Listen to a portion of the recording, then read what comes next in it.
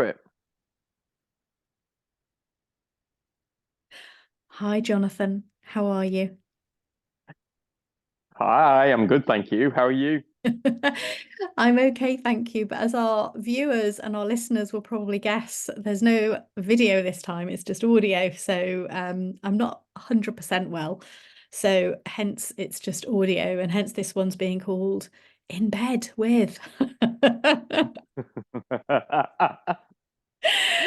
I Very just have to suitably just clear suitably everything up. titled. Yeah, I just have to clear everything up. I know. Jonathan's gay. I'm not in bed with him. He's up north and I'm down There south. you go. You see, with all of the obstacles against us, we still managed to finally get to do this, and we do it from each other's bed. I know, I know. Well, isn't this going to be It's a very interesting? special kind of podcast. It really is, isn't it? And if anyone hears any strange noises, it's not me. I'm in bed with the dog and the cat right now. So I'm not actually alone. So if you hear any loud purring, There we go. meowing, it's not me talking to Jonathan. It is It's actually nothing to be concerned about. It's nothing to be concerned about. not on this occasion. Not on this occasion. Not on this occasion. So, Jonathan, I'm do you happy we finally got to do this. I know, I can't actually believe we're doing this. It's been taken about 6 months to a year. So tell me I something, know. because I obviously know who you are. I've Yes. known you for 10 years. Tell us who you are and a little bit about yourself, and then I can start worming my way into all those lovely questions I've got lined up for you. Sure. My bio. Yeah, go on then, hit me with it. I'm trying to think now. What do I say? How do you? I'm not the best person at kind of what's the word? Not the very best person at selling myself. What can I say? So, astrology nerd, astrology practitioner, general life advice person. No, no, no. Let's not be too. I'll not be too humorous. So yeah, as you know, but not a lot of other people do. So my background and sort of my professional practices now is providing my insight to people based on astrology, based on coaching, based on my other professional capacity in things like mental health and substance misuse. Now at a stage of kind of blending it all together and, kind of coaching people through or helping people navigate through their, life and personal circumstances, as well as providing them, with insight into self. A lot of what I do based on, astrology, as you know. Um, Use it very much as a inspirational and insightful tool to sort of help people, move forwards or gain more insight into what's going on for them and who they are. Absolutely. And I mean, I've worked with you for the last 10 years and you've never let me down. And some of your stuff has been spookily accurate, which we will go into later on this podcast. Sometimes I still have these pinch me moments. So, Jonathan, how did you get started in all this? And I'm not sure if we've ever actually had this conversation. I know. I don't think and I can't believe it's 10 years. Makes me Yeah. feel old. How Do you do know you what I think mean? I That's feel? flown by.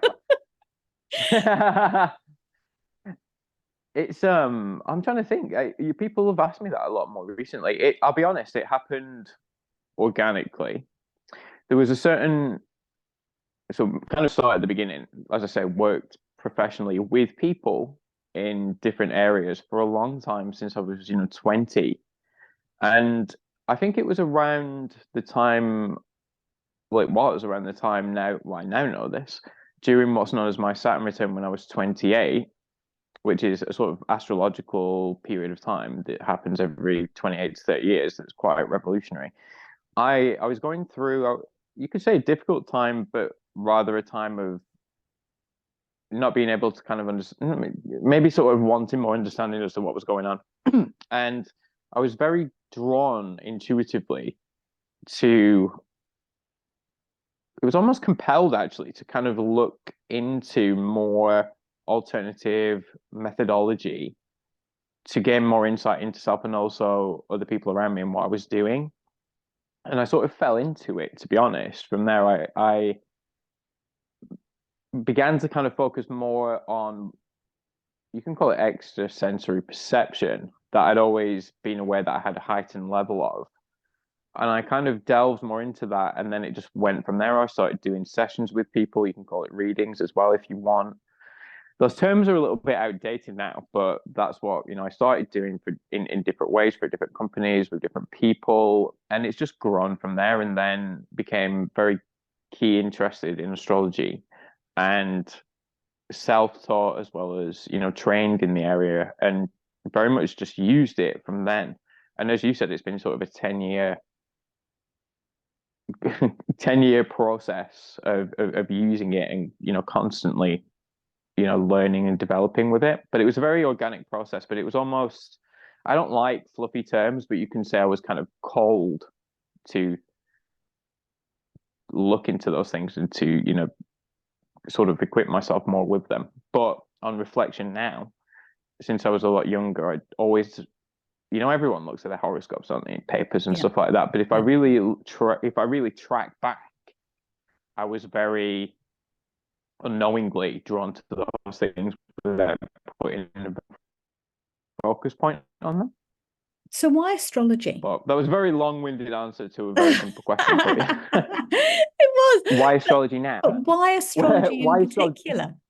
Because obviously you've got that ESP, you've got that sort of tuning in and feeling things, and you're incredibly intuitive. So, I mean, astrology is almost a scientific tool, isn't it? It's not one of those things that people can't necessarily always explain, because you've got charts, you've got readings, you've got the mathematical and scientific side behind it. Yeah. I mean, then and now, how I got into it, I think it was because I've got a very inquisitive and progressive mind, and a practical one, as well as my heightened ESP senses and emotional intelligence. So I've always been very drawn to things like psychology and kind of, more practical and sort of tangible, if you want to call it. Even though arguably you could say astrology isn't tangible, it is in the methodology, because you read a chart that's there in front of you and then add other layers to it. I think the simple answer is because I was very interested in it. And there's certain positions in my chart that would indicate an akin to the moon, to different planets. So I guess it would be a natural thing for me to get into if you look at it that way. But from a personal perspective, it's very interesting. And also it gives you endless insight into a lot of things, but mainly self. And then you can expand that, because you can look at anything with astrology. So I think it's almost a map or a self tool guide to help you through.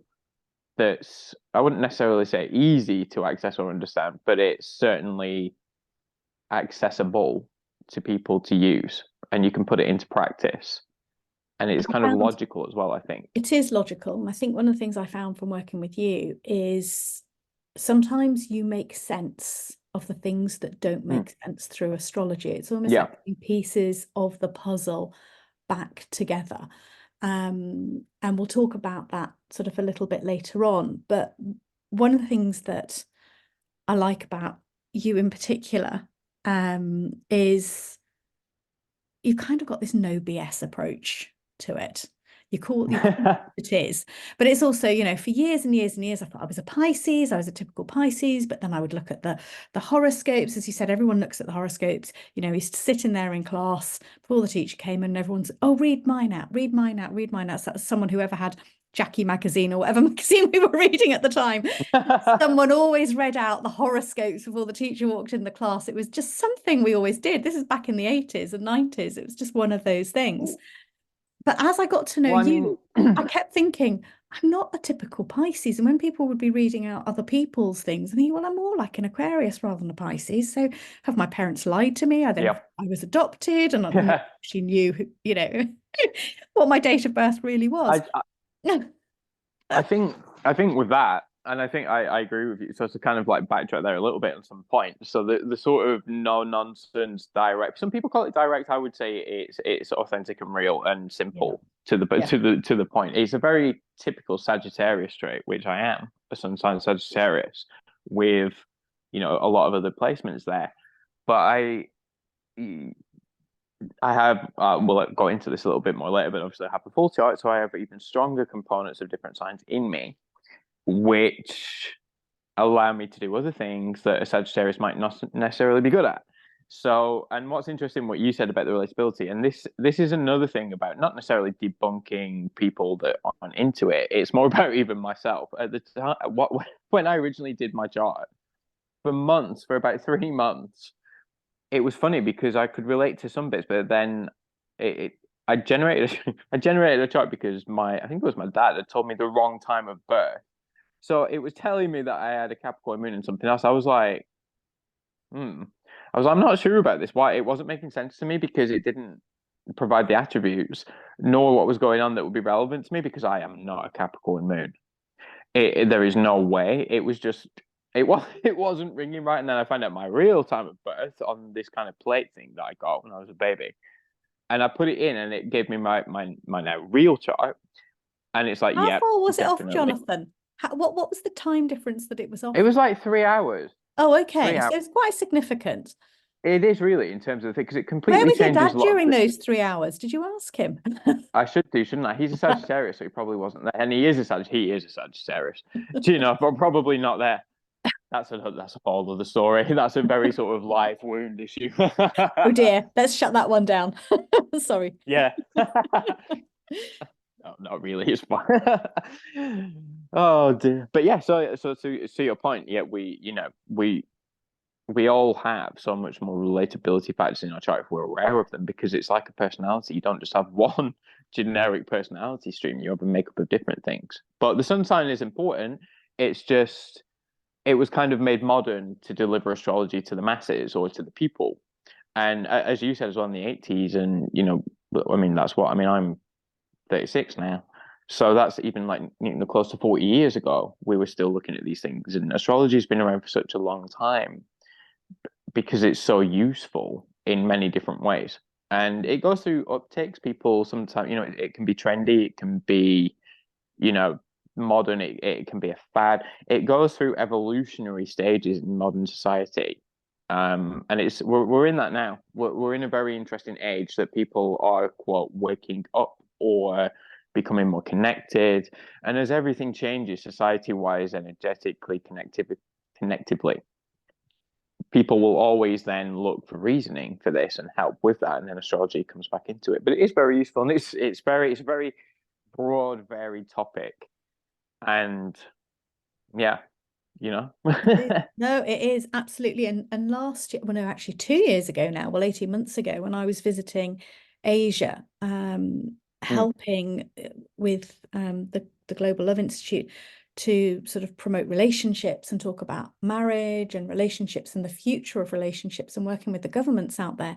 It was really interesting because I met the owner. I had the fortunate pleasure of actually being part of a group of big business owners in hmm the matchmaking and dating industry. And one of these guys runs a matrimony site in India and had the most Yeah. wonderful energy, absolutely wonderful energy. And we sat down, I spoke to him and said to him, so he has over 1 million marriages a year through his site, and which is just hmm mind blowing. If you think about 1 million marriages a year, it's amazing. And I said to him, so what tools do you use to actually facilitate these marriages, put these people together, and talk me through the process? And I was really intrigued and fascinated that he said the family astrologers from both sides of each Yeah. family, once they've made the connection, get together and study the charts of the two people that are getting married, and they have to give their blessing before anything else can happen, can go ahead. And if there isn't a future for them, if the astrologers say no, then it is literally no, next match, move on. So I just found it Yeah, it's interesting that so still beautifully. now astrology is huge in certain parts of the world in creating couples and creating marriages. I also think as well, I mean, it's a very, even though it's complex in its nature and its what value it has and the layers to it, in a very simplistic way, if you use the mechanism and the methodology, you could actually make life a lot easier. And I think, with places in India that are very spiritual and arguably not as fast paced as what we have, there's more room for insight and more room for navigating based on those very sort of you could call it worshipped if you like, but valued practices. And fair play, really. I think it's good to have variety with it. I think it's good to. I always say to people as well. You've got obviously your own conscious choice and your own decisions to live your life by, but using valuable insight can only help. But what's interesting, Jonathan, is India is one of the countries with the lowest divorce rates, the lower and the highest birth Is it rates really? as well. Yes. Um, Wow. and we were talking about this because obviously we're at an Asian conference where we're trying to help countries with low birth rates, with low marriage rates, and looking at the tools that countries use that are very helpful in their practice. And astrology, was the biggest single thing that sort of shone through for me as the indicator that it kind of gave both families comfort and confidence that the relationship had that rubber stamp, had that blessing, that people could move Yeah. on with confidence. And I think there's something to be said in that. If someone says to you, this will be blessed, you will psychologically make it work. People just do that Yeah. automatically. Yeah. Yeah, and have that relatability and use the tips, use the tools, use the obviously because it's not that you don't just get a standard. You are a Scorpio with a Virgo moon and Venus in Cancer, so you're good with this person. It's also they take it very seriously. I would presume. I think that I've read a lot on this, but it's kind of quite a long time ago. But it's kind of okay, so you have this position. This will have a progressive and a depressive, and it's about having that insight of how to manage that and then how to relate to the other person. And you've got that kind of comparison and parallels to work with, and it's so useful. I love it. It's so fascinating. It's almost having your own relationship map. And it's It is. it's one of those things where I almost want to use it as a tool when I'm putting couples together. Is actually, this is a good idea, Jonathan. I might actually come to you with my couples, and if with their permission, and say, can we just double check Yes. both their charts before we move forward? Let's add a taste of India. If they're doing it right there, why should we change it? There's It's there's something in that. We should. there we go. There we go. We've got a little But thing there. we have So because also really it is more used by singles. it is. No doubt about that because they're, no doubt about it because they're on the sort of, they're looking for something. But I think, as well as look about furthering and maintaining. I think astrology is great for that too. Well, in fact, I don't think I know that it is. Well, I know it is as well. I totally know it is because I think, that's how I know you, and that's how we've navigated through the last 10 years of my life is, yes. I've done that with you by my side, thank goodness. And I'll never forget when you said to me, oh, there's a TV show coming. I went, oh, don't be so bloody stupid. I mean, this was what, four years ago? And you Yeah. said, yeah, there is. And it's mainstream. It's going to be quite interesting. And I remember sort of telling you to stop pulling the other one and let's get back to the chart. And Yeah. literally 48 hours later, I got a phone call from Channel 4. And I thought it was one of your friends having a laugh, thinking, you can have me on. And the next thing I'm doing Married at First Sight. So there was, as you said, it was in my chart, which we often laugh about. But We do, it you know. is. It's interesting, isn't it? I remember being so mean to you, going, "Oh, yeah, come on, pull the other one." It was the only one thing I really doubted that you ever told me about, and it came in very, very quickly. It's so funny people do. I mean, it's even this week, you get, I wouldn't say, I mean, it's interesting, isn't it? I think astrology as well is such it maybe not so much now because it is getting better, but I think it's misrepresented in many ways. And I think, people would see it as fortune telling. People, use the word prediction. We need to get rid of these words. But like prediction, that kind of thing. I, what's interesting is because it's such potent themes in your life, you can map trends and look at high likelihood of things. And also, but to be fair, there also is a level of fatalism in it. That there is destined, if you want to use that, because every indicator is there towards that. So it's just so when you said you were mean to me, so many people when I say things to them, like, no, they'll even stop me halfway through speaking. Even yesterday, it stops me halfway through speaking. Like, nope, that won't happen. And I'm like, okay, but maybe listen. Let me finish. Let me tell you what I'm going to tell you. Because then it always happens like, oh, actually, well, that makes sense. It's like, yeah, it's like, don't have that such presumption that you're being fed bullshit. Do you know what I mean? Yeah, It's an interesting mindset that people have. There's a lot of doubt, and there's a lot of, people like you said, a default position of, oh, this is not going to happen. And I think it's about having people changing that mindset into more about, well, maybe this could happen. I think once absolutely. that shifts, that works with the chart as well. Yeah, be open to the possibilities. Sometimes, I mean, I Yeah, have my yearly chart with you every year, and I love that. I'm thinking, right, what month's going to have a bit of a snooze, and what months do I need to pull myself together? yeah, That's always. yeah, When but, can I go on holiday this year, Jonathan? It's yeah. when am I going to be not so busy that I can actually take some time out and have a holiday? And it's things like that that I think are quite useful and help Well, you yeah. in all sorts of ways in Well, mapping out your life and mapping out and giving you the confidence to do certain things as well. If you're sitting on the fence, there've been many times in my life when I've sat on the fence and thought, what about this and what about that? And it yeah. just gives you the confidence to step forward and take the bull by the horns and actually see things for what they really are, which Yeah, and I've just use. valued from you for the last 10 years. And you're too kind, but it is what it's about. But you can do that. I always say to people as well. It's kind of like, if you can do anything at any time. It is what it is, that you're free to do whatever you want in this life when within the realms of reason. You can Yeah. choose at any time to do anything, but you kind of like work with the energy of the odds or the better time scales within that, because it's kind of like saying, well, I'm going to go to Asda on a Sunday at 6 when it's shut. You just wouldn't. It's like saying, I'm going to really focus on my career at a time when you should be, well, not should, but could be better for to look at areas of health or relationships, just because it's just more of a progressive time for you to do that. So I think, why not look at that? No, absolutely. And tell me something, Jonathan, what do your friends and family think of what you do? um I think at first they were kind of like, oh my God. I now they're used to it, and I'm Were they kind of all queuing known up for now. readings? Please use me as a case study. Use Yeah. me. Yes.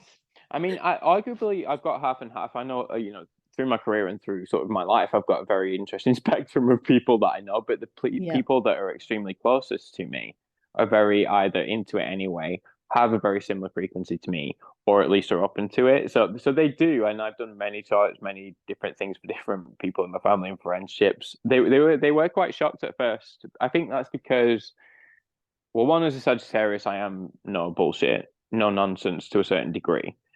Then because of my professional background, obviously it's actually not very different if you really think about it. It's people based, and it's Yeah. insight and philosophy and mindset and equipping people with tools. So it's a very similar theme. But obviously, because people consider it to be completely woo woo, I think everybody thought, who the hell? Why is he suddenly becoming Mystic Meg? Who oddly is from where I'm from, who oddly was born and lived where I live, which is weird. Didn't even know that. Um, Oh, just a wow, little bit really? of, yeah, yeah. She lived in the same town. I was like, wow, didn't even know that.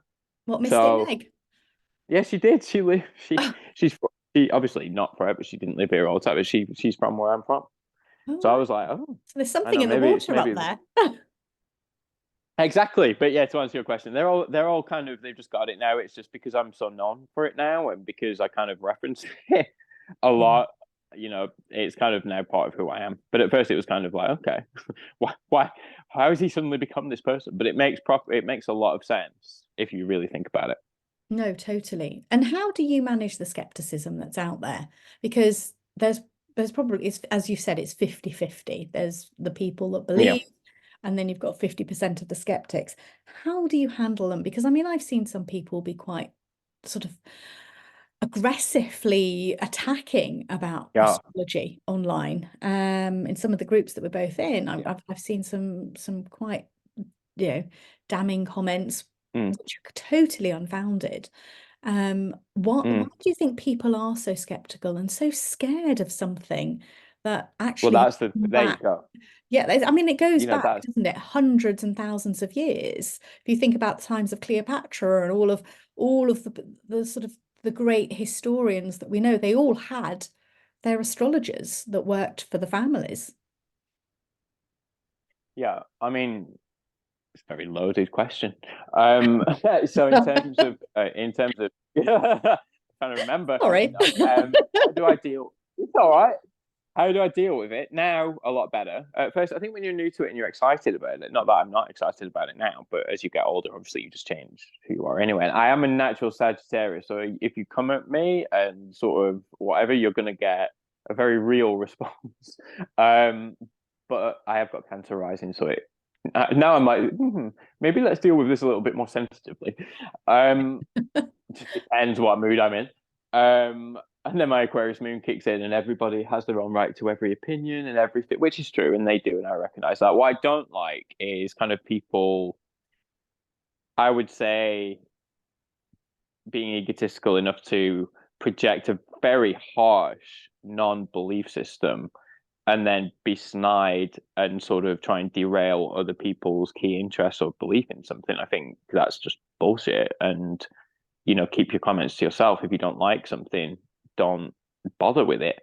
If it offends you that much, then why waste your time even engaging or talking about it? But I think to your other to your other question, so it's a fear and lack of understanding.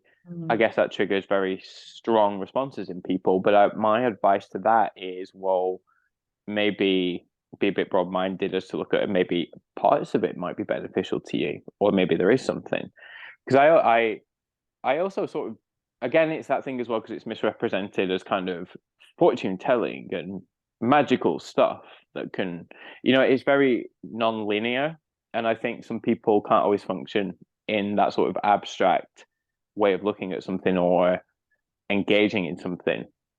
But I think it's because it's how it's been either debunked, misrepresented, or even not represented in the media or the masses that has kind of got this stigma attached to it. But the way I deal with it now is kind of like, okay, I'm not here to change your mind. I'm not like the warrior advocate of astrology for the people. I'm just delivering something that I'm experienced in, aware of, can use, want to use, will use to sort of help people if they want that. And it's the same thing, when people come through to me, if they're skeptical, I get to the point now where I actually ask them if they are, Yeah. because there's nothing worse than someone coming through to you and keep going, well, I don't really believe in this. I'm just I'm like, well, why are you bothering? Yeah.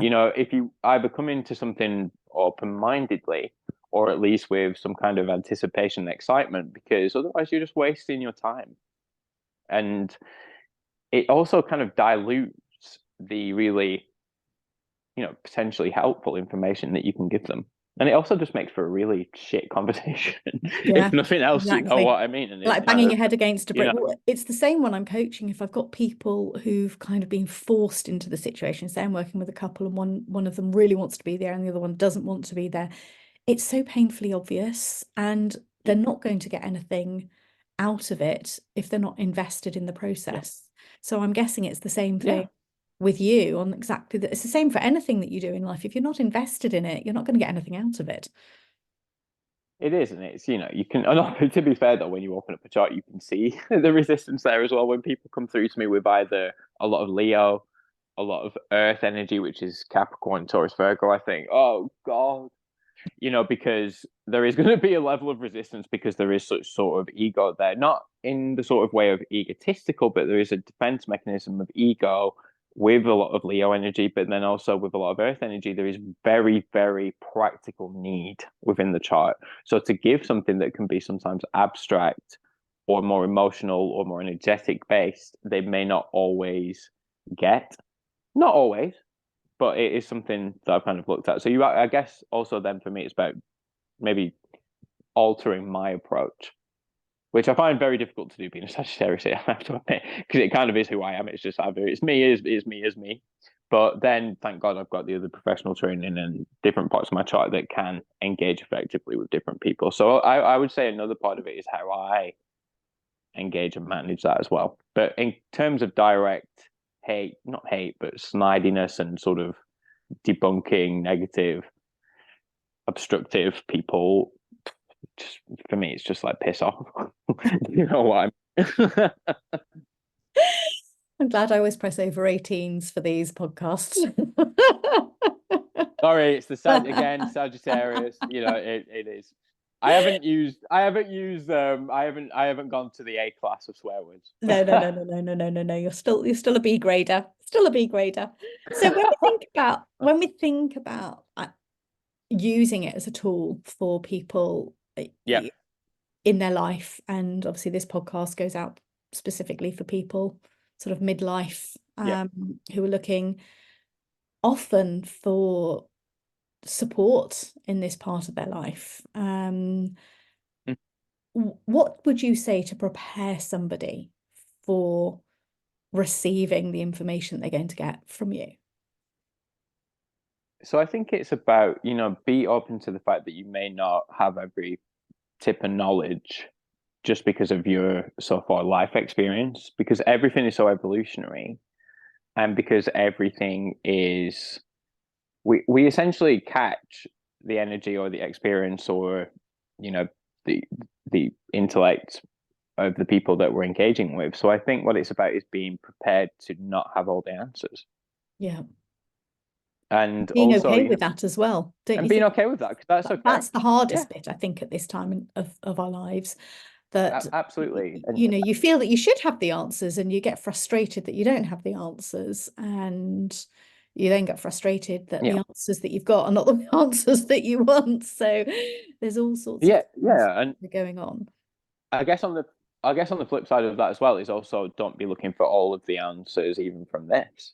I think what Yeah. it is look for what could be needed to help you with what you're going through now and then plan for the future using different things. It's all about altering patterns in many ways as well, of which again astrology can look at because there's high likelihood of different potentials and patterns based on different positions within a chart. And I guess also as well, then it's about kind of then using that in your own way based on the personality and the character and the experience that you've had to sort of translate that and use that effectively for yourself. But I think it would be the advice is, don't, I guess, never feel that you should know everything or I hate the word should, but we use it very readily, don't we? But Yeah. never feel that you should be doing something or should be in a place or should do this. And I think also for sort of single people of any age, but single middle-aged people or people that are experiencing difficulty in their relationships kind of have this little pearl of wisdom in your mind. Why are you struggling? Because it's not working. So therefore something, there's a chink in the process, whether that's from you or whether that's from the person that you're around. There's something obviously not kind of functioning at the highest level for best results. So be open to fixing that.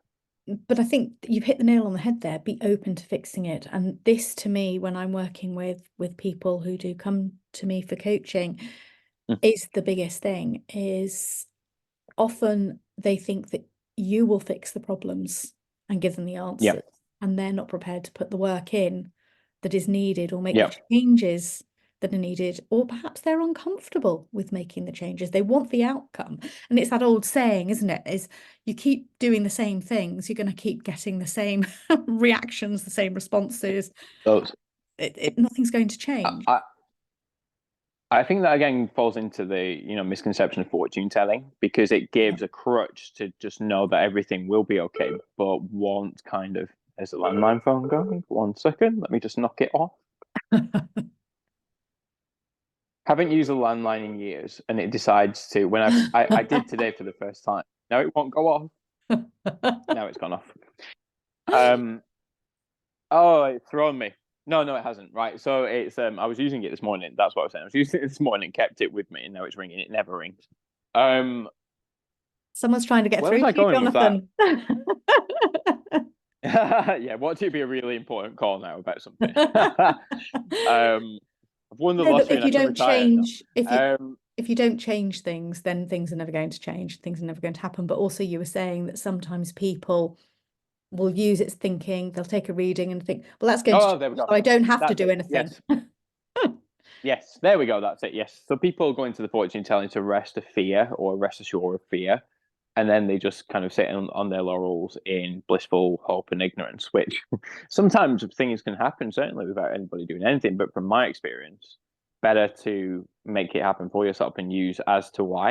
It's about that middle bit of the process, the bit that everybody misses, from the beginning to the end game is the bit in the middle of how you kind of get to that point. And that's another really good, valuable sort of way of using astrology, because if you're going to continue down, for example, if you've got moon in not in Aquarius, in Virgo, there is a level of emotional perfectionism that you seek from yourself, but from other people, and that can be very damaging. So it's about looking as to why that is, what that is, having it at the forefront of your mind as much as needed to combat any shadow side to that. I mean, the good thing about Moon in Virgo is that very authentic, can be very reliable, very emotionally practical, and also like to be a stable force for people. But then you've got the flip shadow side, which is high perfectionism and arguably compulsive behavior that can damage relationships and damage yourself. So that's just one thing that you can look at, be aware of, and then use either astrology or use somebody like you or any professional person if needed to, either progress with that or deal with that. But then on the flip side, you've got very high things in your chart that are very powerful that you can use to your advantage. And again, equip yourself with coaches, with people to help you further that, if nothing else. You've got that spectrum of ways of working with different aspects of self once you're aware of it. And I think it's good to use that. So it's how you use it as a tool, isn't it? So this is how you actually use astrology as a tool to navigate your journey and navigate your journey, navigate yourself, and not negate. That's my new buzzword: navigate, not negate, and not negate your own sort of personal responsibility to do that for yourself if you want to. Yeah. Jonathan, this has been fascinating, and you and I could talk all day, and I know it's possible. We no doubt could. And I would love to do this trilogy of podcasts. I know we're gonna have to do a trilogy. I mean, this is just session 1, and there's so much more that so many more questions I have unanswered, but we kind of have a 45-minute window for the podcast. But would you come back and talk to us again about relationships and astrology? Because I would love to explore and navigate, people that are going through a hard time in their relationship, some of the tools you use with astrology, because I think that would be really something wonderful to sort of tap into and explore further. Definitely. And there's absolutely a very simple and also powerful way that you can do that. There is many ways to look at compatibility in relationships and look at self in that, look at the other person, and then look at how that happens and what that process of engagement is and potentials there for sure. So that's amazing. 100%. One last question before I let you go. Yep. One very last question. How far ahead can you look on a chart? Oh God. Okay, so I'll be real with you, very far if you really want to. The answer to that is endlessly. What I would say is it's true, because you can. Another thing to astrology is what you do is you kind of look at cycles. It's essentially cycles of time, and also what we know to have happened during those times when planets are in different positions, and then we look at how society's evolved and then make, if you call it, predictions. But you can then look at that endlessly because we know where the planets are going. So it's endless. What I would say to people is it's of most benefit to look at sort of 6 months to a year. Yeah. Because then you're not kind of having unreachable goals or goals that you want to put a plan in place to get to. So, but the answer to your question is endlessly. Wow, that's a good place to end, isn't it? It's endlessly. We'll end on endlessly. There you go. We'll end on endlessly. Jonathan, thank you. And if people want to get hold of you, what's the best way that people can connect with you? Sure. So where am I? I'm on Instagram. My Instagram is I am Jonathan Hanson. I need to do I think I also have a Facebook page for that as well. I need to get on with that a little bit more. But yeah, Instagram. So Instagram's the best place to contact you for now, and we'll share your details anyway. Absolutely, I'll let you do. You can be my PA again. Like sometimes I'll just flood you with all of my contact information. Oh, thanks, Jonathan. As if I've got nothing else to do. I know. I hire one. We need to find me a PA. I'll find you a PA. Thank you, Jonathan. Thank you, everybody, for tuning in. Please like and subscribe the channel, and we look forward to you seeing us hopefully next time very soon. Thank you.